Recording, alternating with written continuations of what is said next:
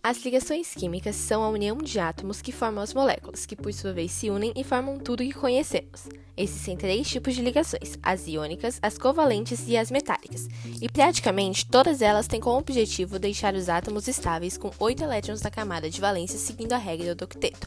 Porém, existem várias exceções, como por exemplo, que querem ficar com 2 elétrons. Existem fórmulas para representar essas ligações, entre elas a molecular, a de Lewis e a estrutural.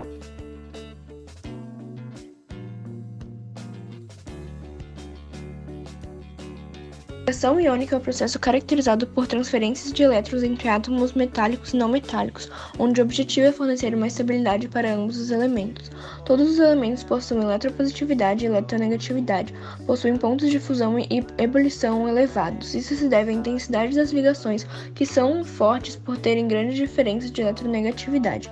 São sólidos devido à disposição de seu arranjo cristalino, que ocorre por conta da organização de seus átomos. São compostos duros, ou seja, impõem resistência, mas podem ser maleáveis e dúcteis. Conduzem eletricidade quando dissolvidos em água. Existem a presença de íons, ou seja, cargas negativas e positivas, que permitem a passagem de corrente elétrica. As formas para representar essas ligações são a molecular, que mostra o símbolo dos elementos com a quantidade de átomos de cada elemento, e a fórmula de Lewis, onde os símbolos do elemento estão no centro e ao seu redor estão pontos representando os elétrons na camada de valência. Usa-se uma seta para representar o elétron que foi transferido de um elemento para o outro, no caso desta ligação.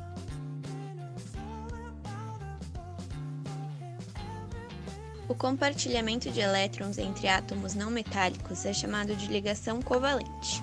Essas ligações possuem o mesmo objetivo das ligações iônicas, que seria obter uma estabilidade eletrônica. Porém, não existe uma transferência definitiva de elétrons. Os elementos compartilham de um mesmo elétron para obter a sua estabilidade. Existem ligações simples, duplas e triplas. As quádruplas são muito raras. Nas ligações simples, existe um parzinho de elétrons sendo compartilhado. Nas duplas, existem 2 parzinhos e nas triplas, 3. Para representar essa ligação, usa-se a fórmula de Lewis, circulando os elétrons que estão sendo compartilhados em pares. A fórmula estrutural é usada para as ligações covalentes. Nela, escreve-se o símbolo do elemento e fazem-se risquinhos para demonstrar o compartilhamento dos elétrons. Um risquinho representa as ligações simples, 2 risquinhos as duplas e 3 risquinhos as triplas.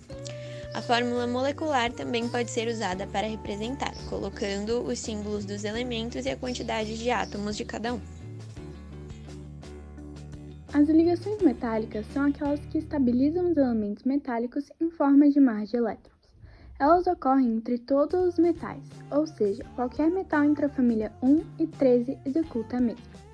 Nessa, todos os átomos são cátions, assim desejam doar seus elétrons, então começam a descartá-los, fazendo com que esses transitem na eletrosfera de outros átomos, possuindo uma corrente.